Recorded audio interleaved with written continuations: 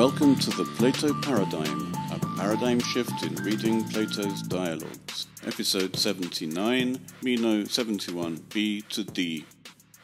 Socrates has just said that there is no one in Attica who would be able to answer Meno's question because they don't even know what arete itself is.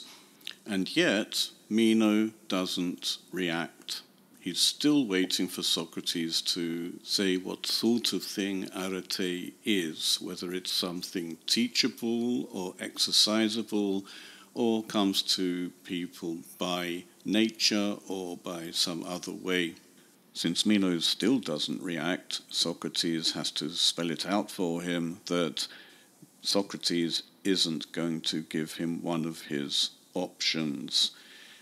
Egoun kai autoso menon, hutos echo, sum penomai tois politais tututu pragmatos, kai emauton katamemphomai, os uk eidos peri aretes to parapan. Well then, Meno, I too am in this state. I am co-deficient with the citizens. I am lacking along with the citizens in this matter. And I blame myself as someone who doesn't know at all about virtue, arete. Meno still doesn't react, so Socrates carries on.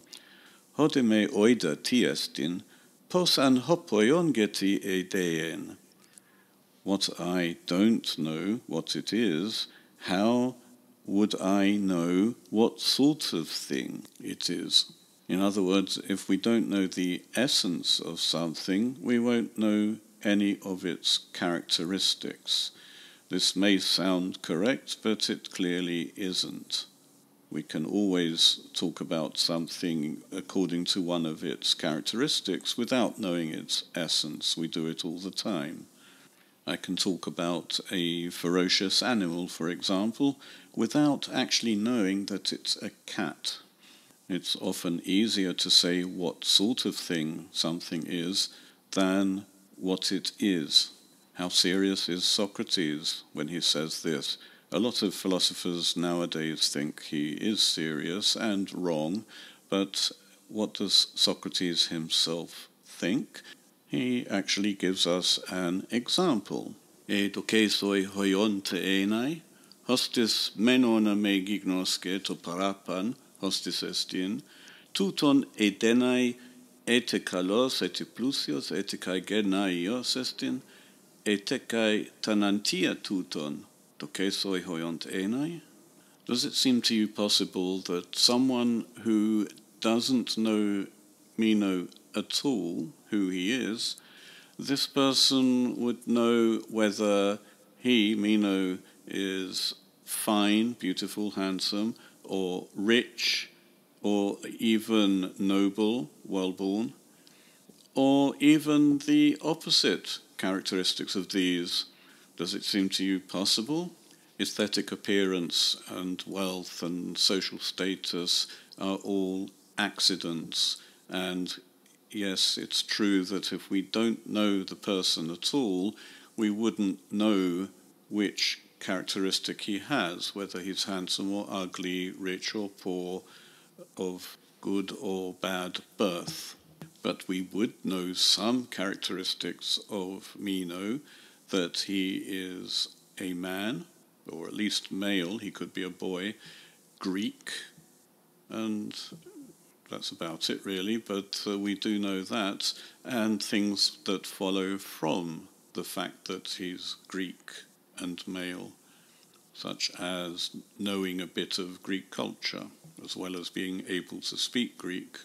In other words, it is not the case that we don't know Meno to parapan at all, just as we do know something about arete. We do know that it's the characteristic of something good. Socrates still hasn't mentioned one of the choices Meno has given to him, so we can expect Meno not to react to this either. It comes as a bit of a shock, therefore, that Meno does react to Socrates' last question. Does it seem to you possible? Uk emoige. Not to me, it doesn't. Allah su o Socrates, alithos udhoti arete estin oista, Allah tauta perisu kai oikade apangelomen. But you, Socrates, do you really not know what arete is? And are we to announce this about you also at home, in other words, Thessaly? Notice how Meno reacted to the possibility that people wouldn't know anything about him, about Meno, but immediately, having reacted, he goes straight to the question about arete and asks Socrates if he really doesn't know, after everything that Socrates has said. And then he asks Socrates if he really wouldn't mind if he announced that back in Thessaly, that Socrates doesn't know what arete is. Either Meno cannot believe that Socrates doesn't know, or, and this is important, he is asking for assurance that Socrates really doesn't know, and he doesn't mind that Meno would tell people in Thessaly. Whatever the case, Meno is going to tell people in Thessaly what Socrates thinks about arete. This provides a clue to the motivation for Meno's original question. When he asked Socrates whether he could say whether arete was this, that, or the other, he wanted Socrates to choose one of the options, and then Meno could tell people in Thessaly that Socrates was of that opinion or the other opinion. So he's either like the trainers in the gymnasium, or like a sophist, or like his parents. From Meno's point of view, it's actually even more entertaining to be able to say that Socrates actually doesn't know anything about arete. He can tell people at home that he even asked Socrates, "Really? You really don't know?" And Socrates said, "Yes, I don't know." Actually, let's see if that is what Socrates says. Me monon geo hetaire, ala kai hoti ud allo po enetuchon edoti hos emoidoko. You can report not only that, O companion, but even that I have never met anyone ever who knows, so far as I'm aware, literally as I seem to me. This last statement contradicts the narrative, or the implied narrative, that once in Attica, when Gorgias was here, people did know everything basically, and they would have been able to answer about arete. It's only since Gorgias has gone to Thessaly that people in Attica don't know.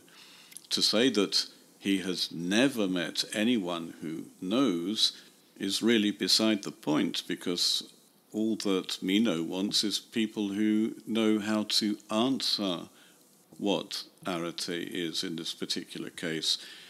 It's people who can answer who appear to know, and that is good enough.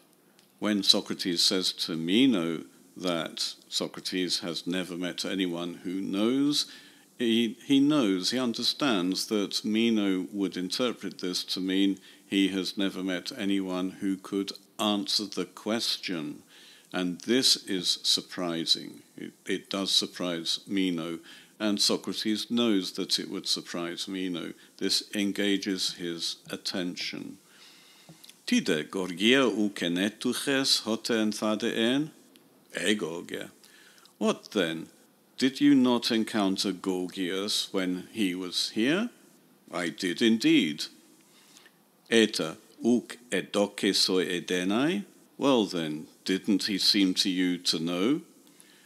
Upanu emi mnemon o Menon, hoste uk echo e pen ento paronti pos moitote edoxen, al isos ekenos te oide, kai su ha ekenos elege.